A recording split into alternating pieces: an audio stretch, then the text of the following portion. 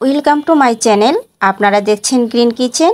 আজ খুবই সহজভাবে আমড়া দিয়ে টক ঝাল মিষ্টি আচার বানিয়ে দেখাবো। আশা করছি রেসিপিটি আপনাদের কাছে ভালো লাগবে। আর যদি রেসিপিটি ভালো লাগে তাহলে লাইক কমেন্ট সাবস্ক্রাইব করে গ্রিন কিচেনের সঙ্গেই থাকবেন। প্রথমে 2 কেজি আমড়া সিদ্ধ করে নিয়েছি। আমার মতো যারা আছেন আমড়ার খোসা ছাড়ানোর সমস্যা মনে করেন তারা এইভাবে সিদ্ধ করে নিতে পারেন। সিদ্ধ করে নিলে খুব সহজভাবে খোসা ছাড়ানো যায়। দেখতেই পাচ্ছেন কত সহজে খোসা ছাড়িয়ে নিলাম, সময়টাও বেঁচে যায়। সবগুলো আমরা খোসা ছাড়িয়ে নিয়েছি। এখন আমড়াগুলোকে একটা পাত্রে নিয়ে নেব। এখানে 500 গ্রাম চিনি নিয়েছি, পুরোটা চিনি লাগবে না, এখান থেকে 250 গ্রাম চিনি ব্যবহার করব। আর মিষ্টিটা আপনারা চেক করে কমিয়ে বাড়িয়ে নিতে পারেন। 250 গ্রাম চিনি দিয়ে নিলাম। এখন দিয়ে দিব লাল মরিচের গুঁড়া 1/2 টেবিল চামচ, ধনে গুঁড়া 1/2 টেবিল চামচ, আর হলুদ গুঁড়া দিব 1/2 টেবিল চামচের কিছুটা কম। রসুন পেস্ট দিয়ে দিব 1 টেবিল চামচ, আদা পেস্ট দিয়ে দিব 1 টেবিল চামচ, লবণ দিয়ে দিব 1/2 টেবিল চামচ। এখন সব উপকরণ আমড়ার সাথে ভালোভাবে মিশিয়ে নিতে হবে। এখানে কোনো পানি ব্যবহার করব না, আমড়ার গা থেকেই পানি উঠে আসবে।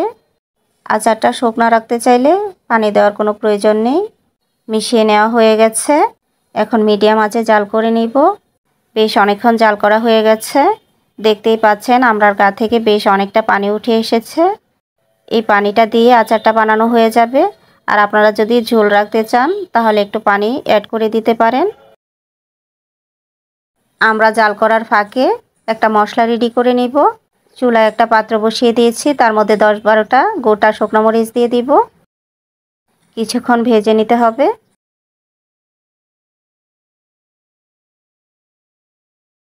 হাফ ভাজা হয়ে গেলে এখন দিয়ে দিচ্ছি 1 টেবিল চামচ গোটা 5 ফোড়ন। এখন আবারও নাড়াচাড়া করে ভেজে নিব। যখন 5 ফোড়ন থেকে সুন্দর একটা ফ্লেভার বেরিয়ে আসবে তখন তুলে নিতে হবে। 5 ফোড়ন বেশি ভাজা যাবে না, তাহলে মশলাটা তিতা হয়ে যাবে। মশলা থেকে সুন্দর ফ্লেভার বেরিয়ে আসছে, এখন চুলা অফ করে দিব। এখন ব্লেন্ড করে নিব। মশলাটাকে আধ ভাঙা করে গুঁড়া করে নিয়ে একটা সাইডে রেখে দিব। আবারও নাড়াচাড়া করে জাল করে নেব। বেশ অনেকক্ষণ জাল করে নিয়েছি। এখন বাকি উপকরণগুলো একে একে দিয়ে দিব। বিট লবণ দিয়ে দিব 1 টেবিল চামচের 4 ভাগের 1 ভাগ। কিছুটা রসুন ফালি দিয়ে দিব। ভিনেগার দিয়ে দিব 1 টেবিল চামচের 4 ভাগের 1 ভাগ। এখন গুঁড়া করে রাখা মশলাটা দিয়ে দিব। এখন নাড়িয়ে মিশিয়ে নিব। যে কোনো আচারই বলুন না কেন, যত বেশি জাল করা যাবে আচারের ভেতর মশলা ভালোভাবে ঢুকবে আর খেতেও তত বেশি টেস্ট হবে।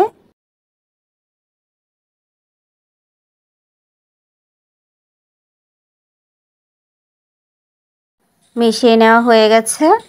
সবশেষে দিয়ে দিব 1/2 কাপ সরিষার তেল।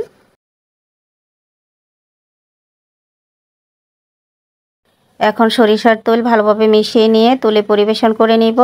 আর এই আমড়ার আচারটা যদি আপনারা বেশি দিন সংরক্ষণ করে রাখতে চান তাহলে কাচের বয়ামে ভরে নিতে হবে।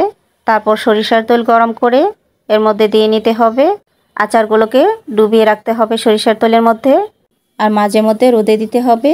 তাহলেই যতদিন খুশি সংরক্ষণ করে রাখা যাবে, ফাঙ্গাস পড়বে না। হয়ে গেল খুবই মজাদার টক ঝাল মিষ্টি আমড়ার আচার। আশা করছি রেসিপিটি আপনাদের কাছে সহজ লেগেছে এবং ভালো লেগেছে। আবারও চলে আসবো অন্য কোনো নতুন রেসিপি নিয়ে।